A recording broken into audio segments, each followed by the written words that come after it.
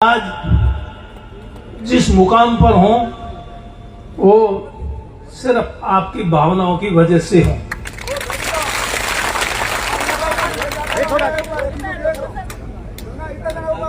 अगर आप लोग साथ नहीं देते तो आज जिस मुकाम पर हूं, जिस स्थिति में हूं, ये कभी संभव नहीं हो पाता। ये जो संभव हुआ है वो आप गुणा मानने की इस देव तुल्य घंटा की वजह से हुआ है। मुझे इस बात का पूरा एहसास है। मैं इस बात को भूला नहीं हूं। आप लोगों ने मुझे यहां से 6 बार विधायक चुना। आज की जो सभा रखी गई है ये एमाराम के चुनाव की तैयारी के लिए रखी गई है,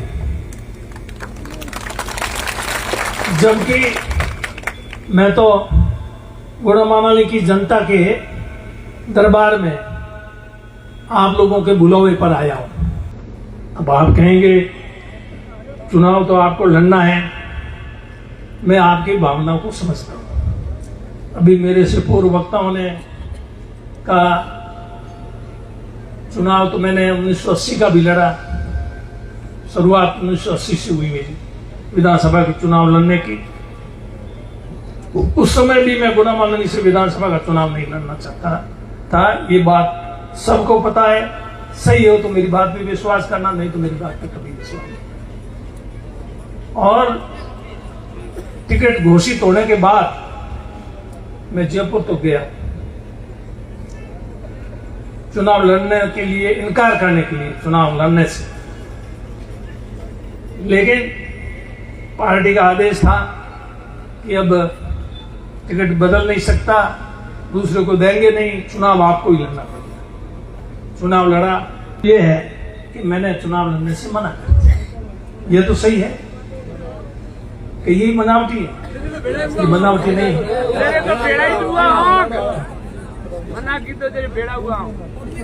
और पार्टी को ऊपर तक मना कर दिया, टिकट देने वालों को मना कर दिया। टिकट के लिए आवेदन मांगे, आपको पता है जो चुनाव वाला पार्टी की एक प्रक्रिया है टिकट की, उस प्रक्रिया में मैंने हिस्सा नहीं लिया। मैंने टिकट नहीं मांगा, टिकट के लिए आवेदन नहीं किया। तो फिर जब एक बार मना कर दिया और मना करने के बाद में इस बार नहीं, मैं करीब 80 मना किया। 85 में तो कुछ था नहीं और कोई टिकट मांगने वाला था नहीं। मेरे को टिकट मिल गया कि चुनाव खूब लड़ लिए, कोई कमी नहीं।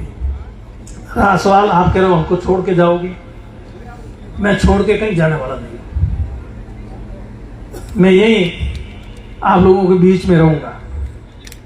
पहले तो जयपुर जाना पड़ता था मंत्री होने के लिए, और पूरे राजस्थान को देखना पड़ता था।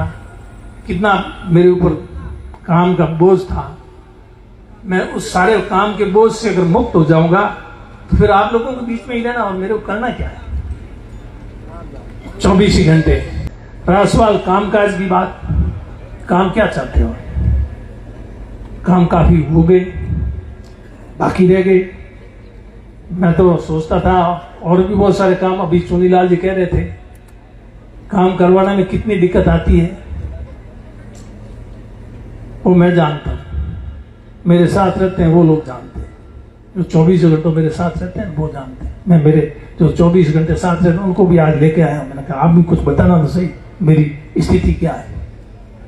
आप लोग सोचते हैं कि बाबा जी धूनी तापो, कि बाबा जी की काया ने पूछो कि धूनी कड़ी ताप रही हो, जो काया ही बता सकती है। मेरी काया ही बता सकती है कि मैं ठीक इस पद पे रहते हुए आराम की जिंदगी जी रहा हूं या टेंशन में हूं, तनाव में। अब आप कहोगे तनाव में तो फिर इसमें क्यों पढ़ते हो? आज से इसीलिए तो मैं कह रहा हूं मुझे तनाव से मुक्ति दिलाओ।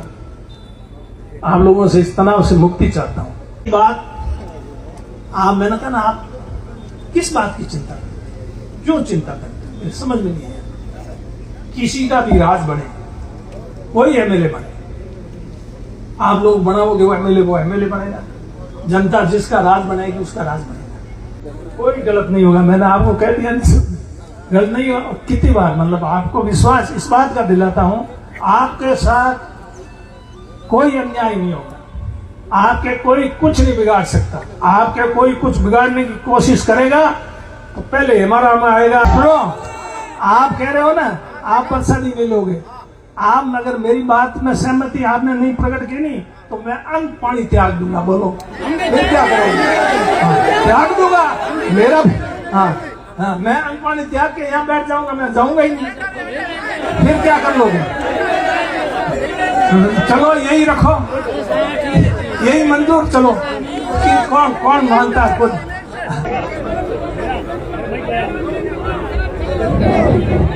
हेलो, सारे बात सुनो। हेमराम जी आप बात सुनो। राजाराम जी ने घोड़े मलारी हम जो कार्यकर्ता हैं उनको बार बार कह दिया पार्टी टिकट, पहले तो पार्टी टिकट दे, उसके बाद में उम्मीदवार की बात। अभी तो अपन उम्मीदवार की बात कर रहे हैं टिकट से पहले। ये बात ठीक नहीं है, क्योंकि अब पता नहीं क्या पता टिकट मेरे को मिले, राजाराम जी मिले और किसी को मिल जाए। राजनीति का मामला अलग तरह का है, ये नहीं करना। मेहरबानी का प्रसादी ले लो, बाबू भगवान ईश्वर सब ठीक करे। और मेरे कहीं हाथ में नहीं, फैसला ईश्वर के हाथ में। ईश्वर हमेशा अच्छा करेगा। आप विश्वास रखो। धन्यवाद। जय हिंद।